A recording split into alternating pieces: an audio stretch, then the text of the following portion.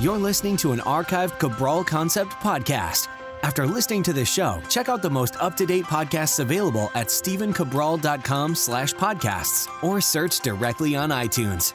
And now, welcome to the Cabral Concept, where board-certified naturopath and integrative health practitioner Dr. Stephen Cabral shares how he was diagnosed at the age of 17 with a life-altering illness and given no hope for recovery. It was only after studying and traveling all over the world did he discover how to combine ancient Ayurvedic healing practices with state-of-the-art naturopathic and functional medicine to fully rebalance the body and re-energize it with life. It's time to discover how to get well, lose weight, and finally feel alive again. And now, here's your host, Dr. Stephen Cabral.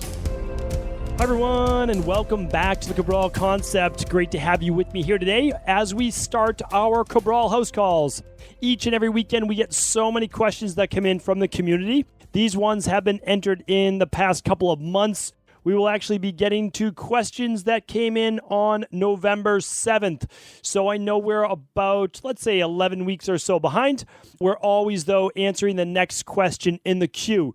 So really looking forward to today's questions. I haven't got to take a peek at them. Usually I'm able to, but right now I'm recording this in between calls with people in our private practice. So a lot of fun for me. And since I have 30 minutes right now before my next call, I've scheduled in our Cabral HouseCall. So it's really nice. It's, I get to answer anywhere between 6 and 10 of these questions, people all over the world. And then on my calls, obviously, we get to do a lot more in depth.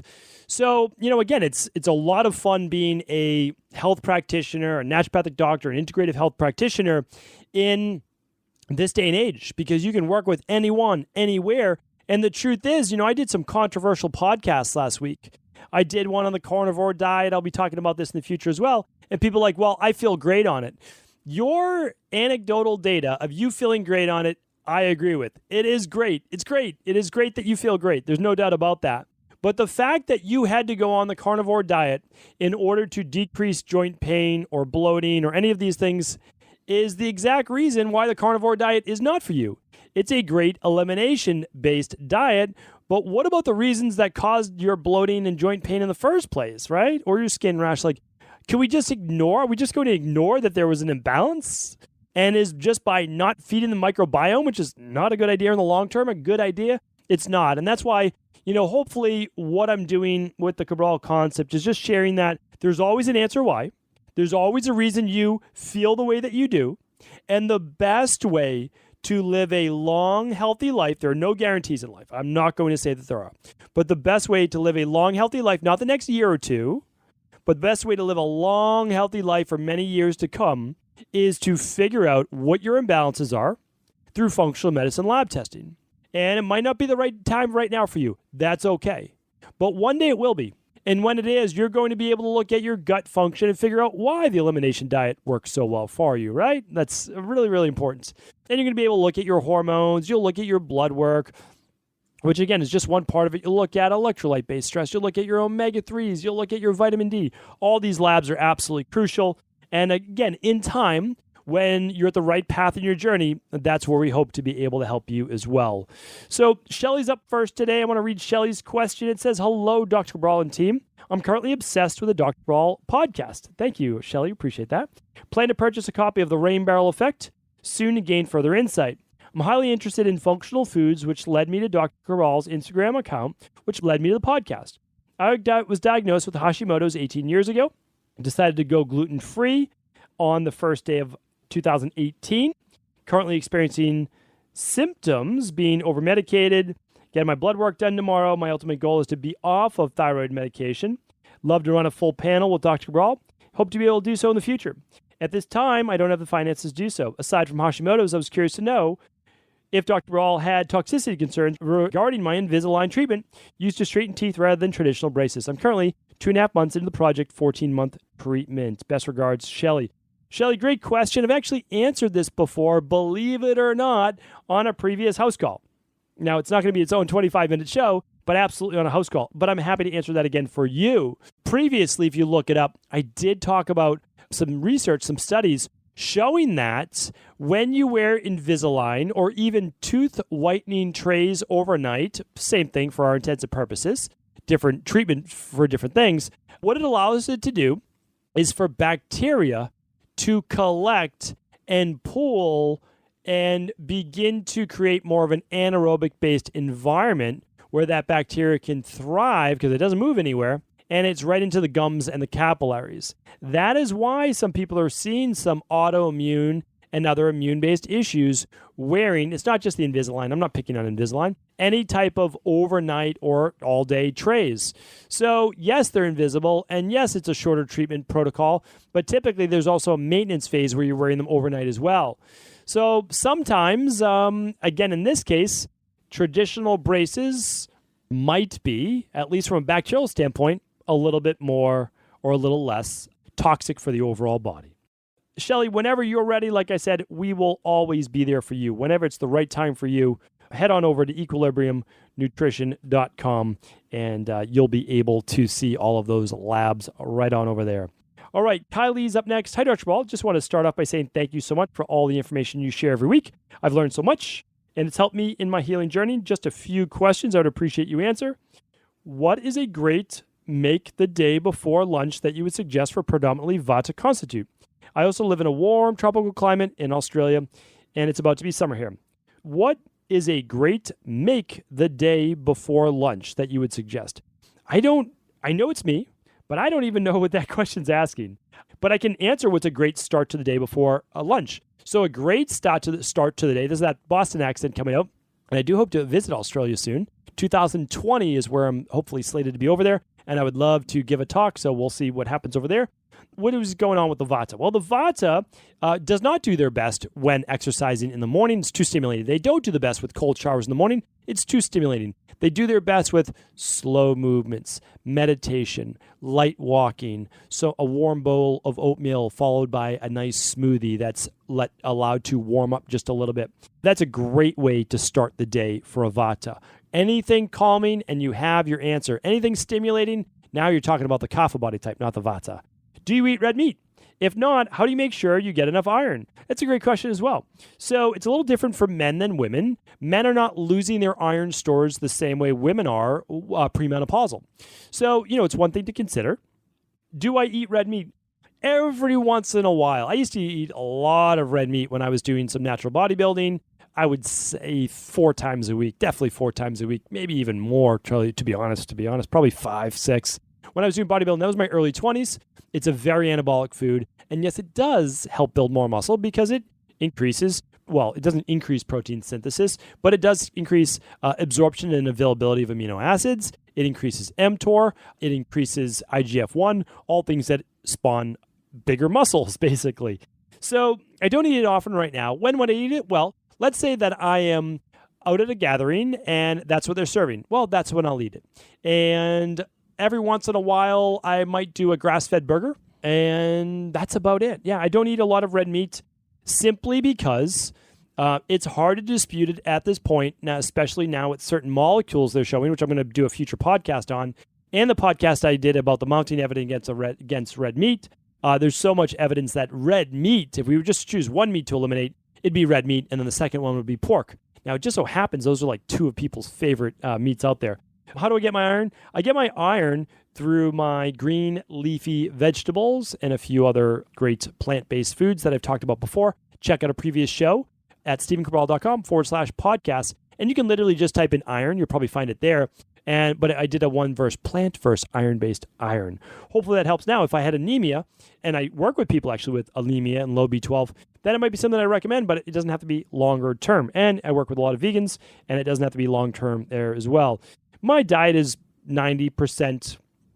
Now, I always like to state, I know veganism is a lifestyle. I've been vegan for many, many months, multiple times, and I can't keep it up for this body type of mine, especially during these cold Boston winters, all of those things. But for me, I live more of a Mediterranean lifestyle, so that certainly means more fish, and I'm really 90%, maybe more vegan. I don't eat meat or fish or animal-based products on a daily basis.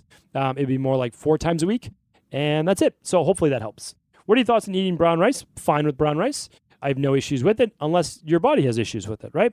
So if you have issues with higher levels of lectins, and brown rice contains fructans. So we don't do brown rice on our Candida bacterial overgrowth protocol for the first 3 weeks. Then we test white rice. People are like, oh, do you use white rice? That's crazy, glycemic index, et cetera, et cetera. So the reason why they use white rice in Ayurvedic times as well on a panchakarma-based diet is that white rice does not have any real lectins. It doesn't have any real fructans. It is easy to digest. And when you mix it with dal and some ghee or olive oil or whatever you might do, there's really no glycemic spike from it, except it being a normal carbohydrate and starch. I have no problem with it. Black rice, red rice, green rice, we eat them all in my family, and we do quite well with them. We don't go overboard, but again, we keep our weight at a healthy weight. We know our blood sugar levels. All is good. What are your thoughts on resistant starch? I just did a podcast on safe starches. So head on back to, I'll find it for you right now because it's right there. Head on back to stephencabral.com/1076 and you'll get your answer on that. All right. Thanks so much for taking the time to write in. Kelsey's up next. In regards to being pregnant, are all of the detoxes off limit? Or maybe a better question is, what products would you recommend for pregnancy? So during pregnancy is not the time to detox because you are in an anabolic phase, not trying to move towards catabolism, and you don't want to chelate or pull anything out of your body or even try to lose any weight because losing weight might create some type of breaking down of adipose tissue. And inside of that adipose tissue would be heavy metals, toxins. There's no doubt. I mean, it's impossible to deny that. I mean, really, like honestly, there's no one in the world. I mean, show me someone right now who runs a toxicity test, and you can just find out more about the toxicity test at Stephen Cabral. Well, actually, just head on over to equilibriumnutrition.com. Just type in toxicity test. You don't have to buy it. You don't even have to run it. But you'll see that it's a simple test, a urine-based test. There is no one I've ever tested that's ever come back with zero toxicity. Now, the more fat loss is happening, the more your body's going to dump toxins that are stored in your adipose tissue because it's the safest place to store them. They hibernate there. They won't come out. It's very safe. So your body will put heavy metals there. It'll put plastics and PCBs and phthalates and triclosan and every DDT.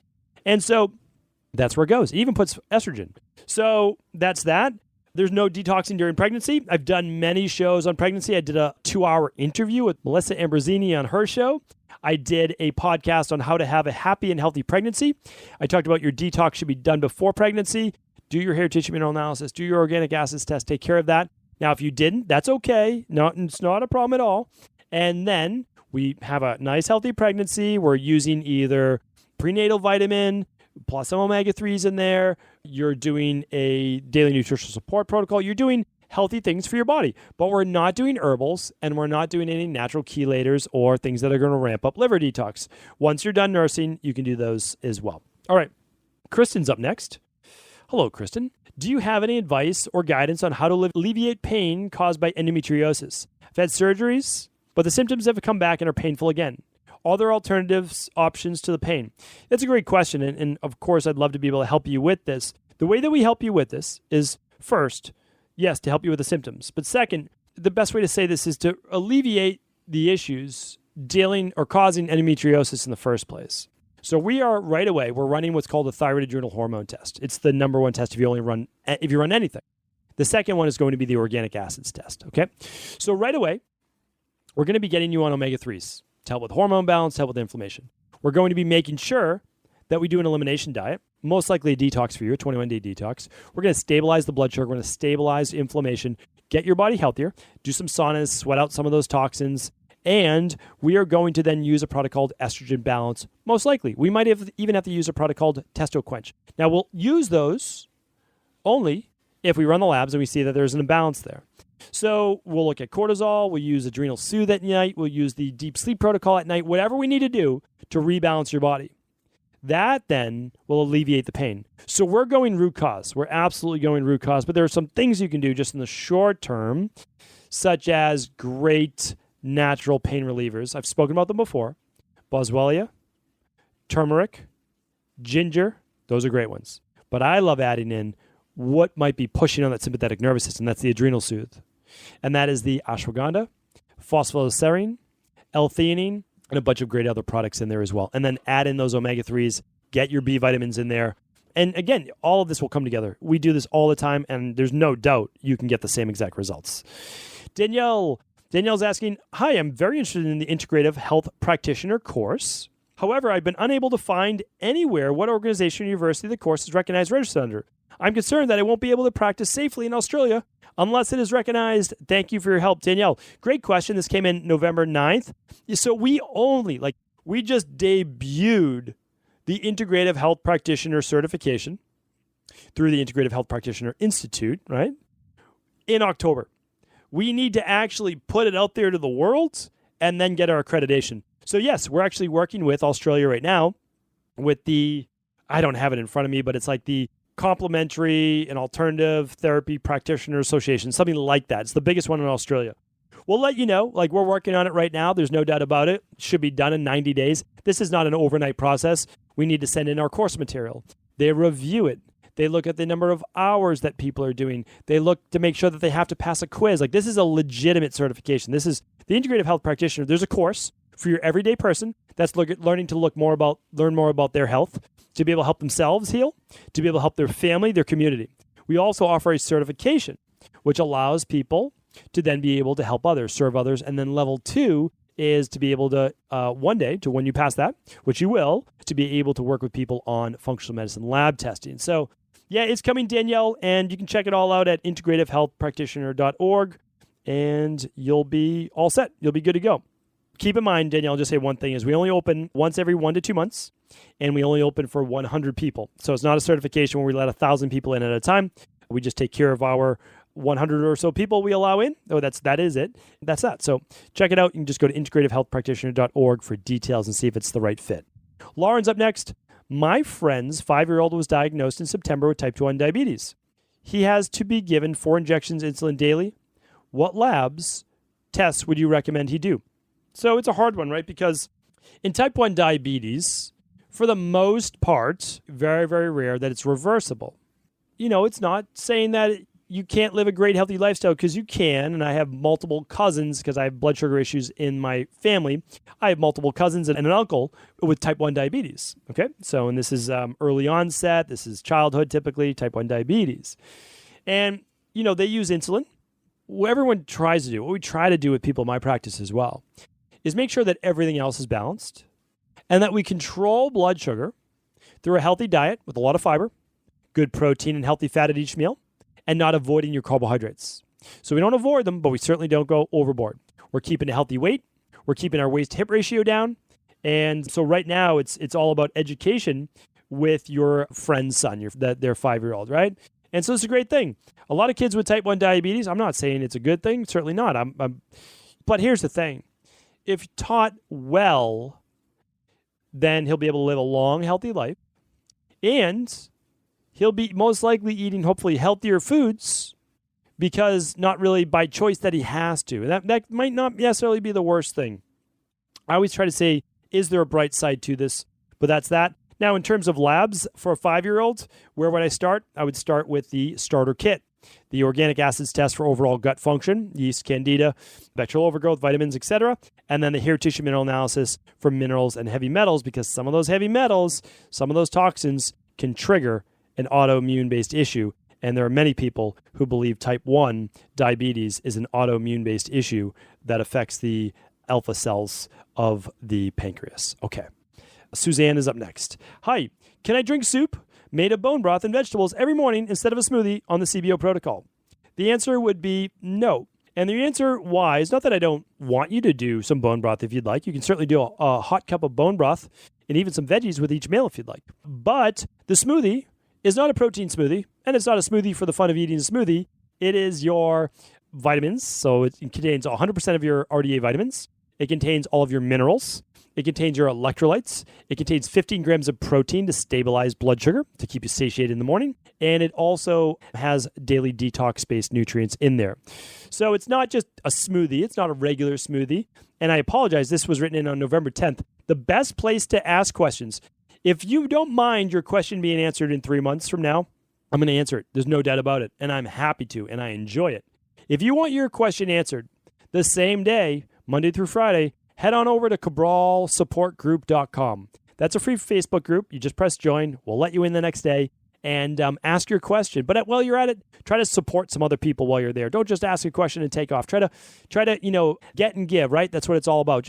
We don't need anything, but I'd love you to support. There's over 4,000 people in that group. Beautiful, really great people in that group. Show them some support. People have questions, give them your opinion. That's a great thing as well. That's what we're all about. We're a community over there. So that's that. Hopefully that helps.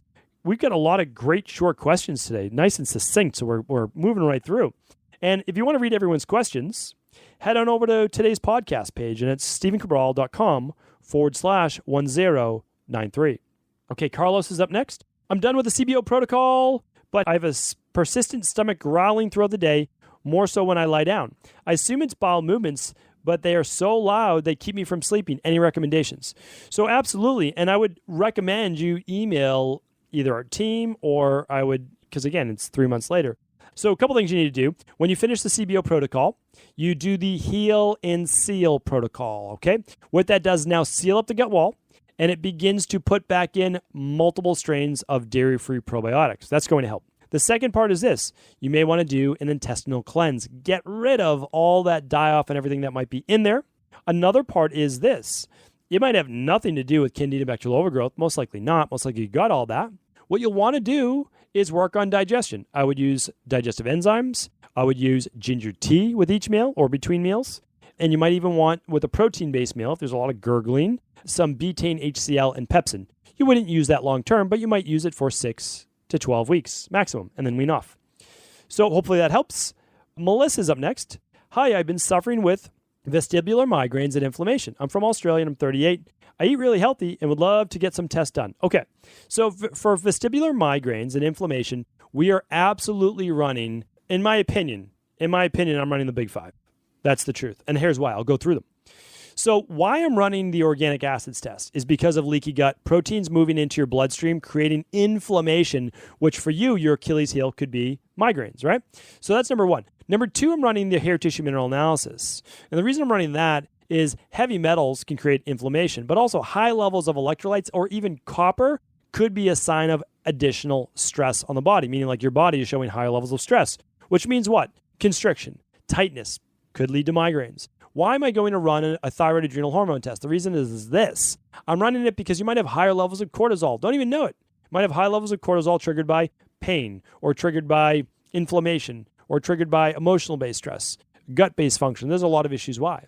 And this could also lead to some vasoconstriction as well, or even dilation, meaning like a lot of people get migraines because there's too much blood flow. That is an absolute possibility, which is why oftentimes cold packs on the neck and the eyes lying down on your back and heat packs on your feet can be tremendous for helping with migraines. That's an old school remedy, and it works quite well. Dark room, cold on the top, heat on the bottom.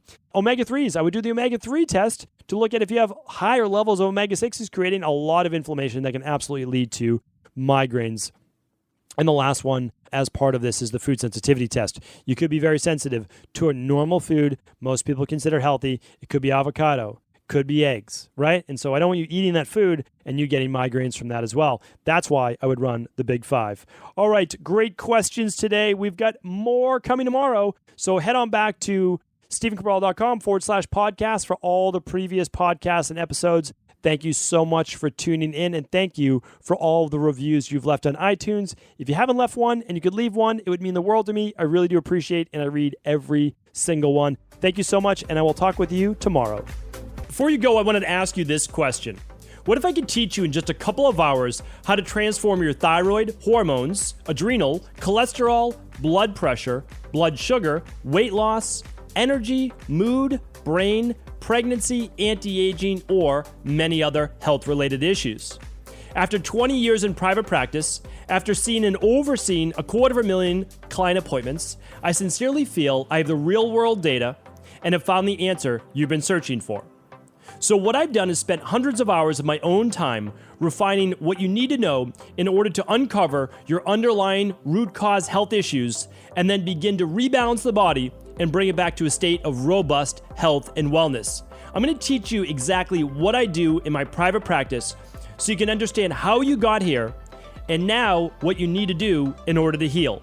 You'll receive all of the important success checklists, protocols, and even ways to customize it to make the program fit your busy life. And you'll get all of this at a fraction of the price. Let me save you the time, money, energy, stress, and frustration of not knowing what to do next. Instead of reading dozens of books on the topic and seeing multiple practitioners, I will condense everything that you need to know in just a few hours of video tutorials that you can watch and listen to anywhere. Together, we will make this healing process an enjoyable one that you can take with you for the rest of your life. I wish you all of the best of health and happiness, and I hope to be able to guide you on your healing journey through my Health Results Accelerators. Simply choose the health imbalance you're currently suffering from, and by the end of today, you'll know what went wrong and how to get well again. I guarantee it. For details, head over now to stephencabral.com/courses.